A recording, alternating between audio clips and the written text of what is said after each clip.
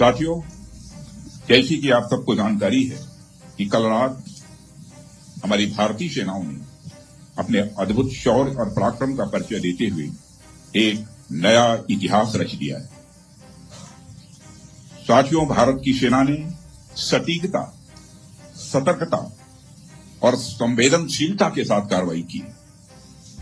हमने जो लक्ष्य तय किए थे उन्हें ठीक समय तय योजना के अनुसार सटीकता से उन्होंने ध्वस्त किया है और किसी भी नागरिक ठिकाने, सिविलियन पॉपुलेशन को जरा भी प्रभावित न होने देने की संवेदनशीलता भी हमारी सेना ने दिखाई।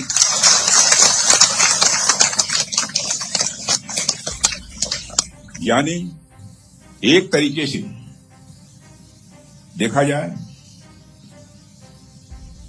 तो हम कह सकते हैं एक तरीके की सटीकता, सतर्कता और मानवीयता यह हमारी भारत की सेना के जवानों ने दिखाई।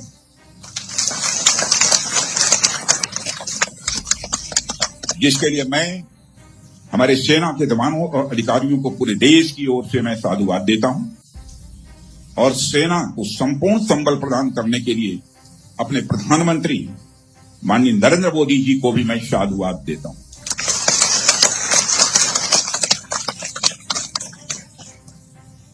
मित्रों, हमने हनुमान जी के उस आदर्श का पालन किया है जो उन्होंने अशोक वाटिका उजाड़ते समय किया था। जिन मोहि मारा तिन मोहि मारे। हमने केवल उन्हीं को मारा जिन्होंने हमारे मासूमों को।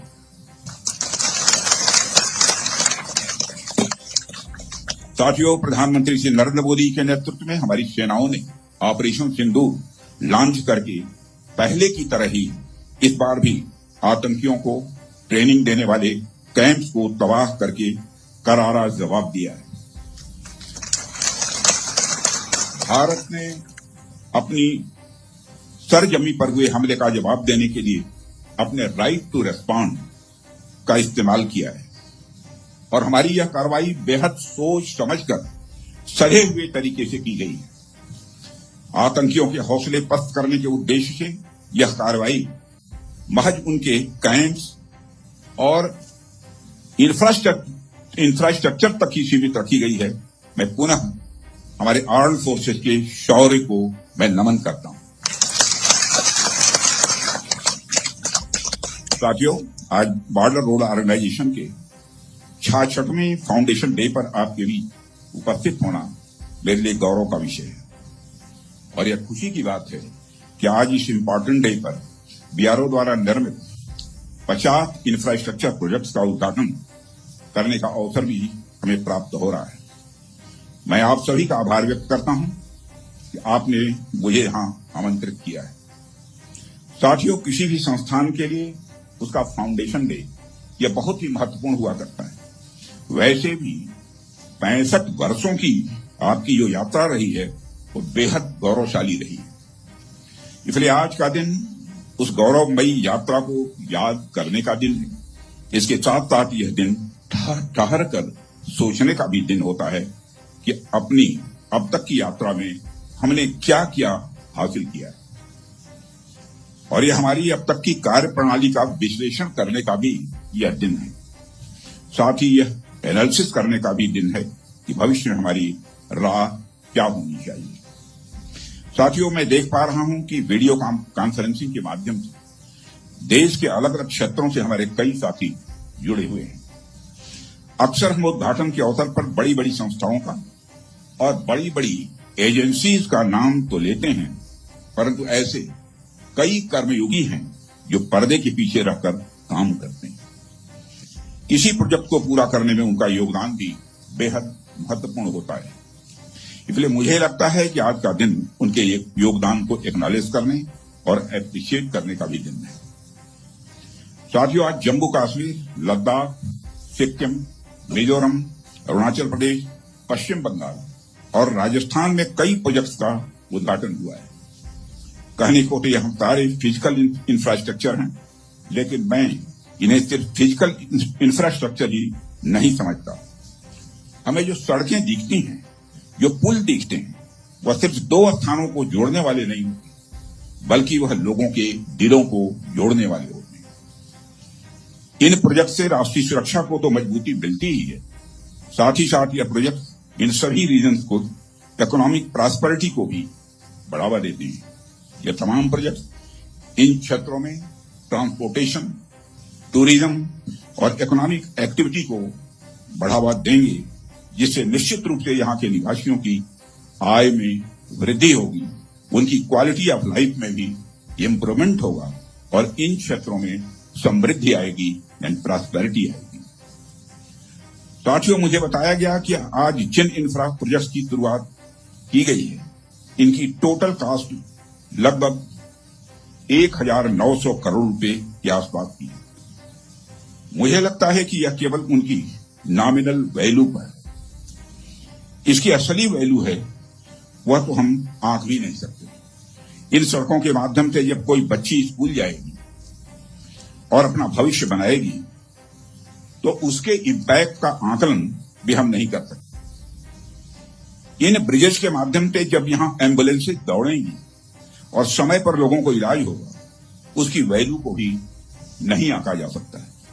जब इन सड़कों के माध्यम से विभिन्न संस्कृति के लोग आपस में जुड़ेंगे या फिर एक दूसरे से जो कुछ सीखेंगे, उसकी वैल्यू कोई भी आंक नहीं सकता है। जब इन टनल्स के माध्यम से यहाँ के किसानों द्वारा उगाए गए फूल, फल, सब्जियां इत्यादि दूसरे क्षेत्रों में आसानी से पहुंचेंगे, उसका जो आर्थिक और सामाजिक प्रभाव यहाँ के किसानों पर पड़ेगा, उसकी वैल्यू, उसकी कीमत कोई भी नहीं आंक सकता है। साथियों, मैं इन प्रोजेक्ट्स की डिटेल देख रहा था। मैंने देखा कि इनमें छोटे से लेकर बड़े रोड, टनल और ब्रिजेज हैं। कुछ मीटर से लेकर सैकड़ों किलोमीटर तक इनकी लंबाई है। हालांकि उनकी लंबाई से कोई खास फर्क नहीं पड़ता। कोई पुल अगर छोटा है, कोई सड़क यदि छोटी है, तो इससे कोई खास फर्क नहीं पड़ता, क्योंकि दुनिया की लंबी से लंबी जो यात्राएं होती हैं, वह सिर्फ एक छोटे से रास्ते से ही शुरू होती है। इसलिए इन प्रोजेक्ट्स की कीमत, इनकी वैल्यू सिर्फ इस बात से नहीं आंकी जा सकती क्या फाइनेंशियली या फिजिकली कितना बड़ा प्रोजेक्ट है और यह कितना छोटा प्रोजेक्ट है। असल में इनकी असली कीमत इस बात से है कि यह कितने परिवारों को जोड़ रही हैं, कितने लोगों की संस्कृति को, उनके रहन सहन को आपस में करीब ला रही है, कितने लोगों की आर्थिक और सामाजिक समृद्धि, इकोनॉमिक और सोशल प्रॉस्पेरिटी में अपना ये योगदान दे रही है।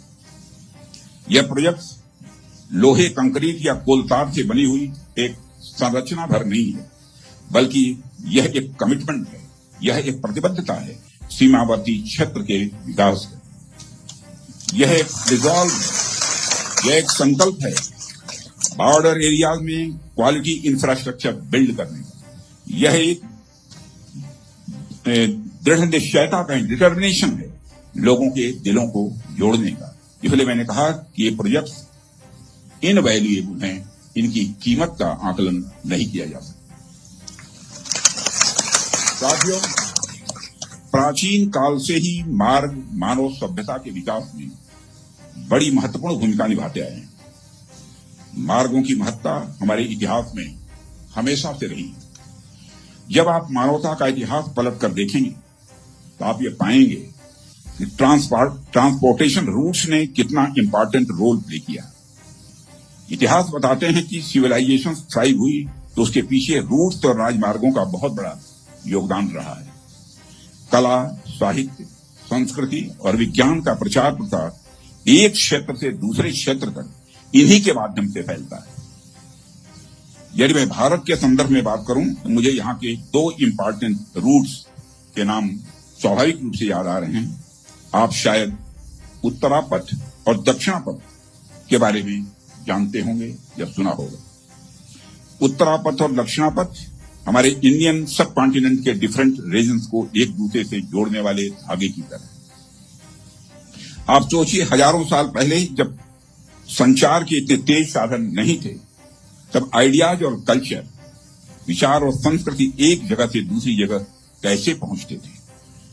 पांड्य साम्राज्य का मोती और मदुरई का कपास आखिर मगध के पाटलिपुत्र में कैसे बहुत प्रसिद्ध हो गया। राजकुमार सिद्धार्थ से भगवान बने महात्मा बुद्ध की शिक्षाएं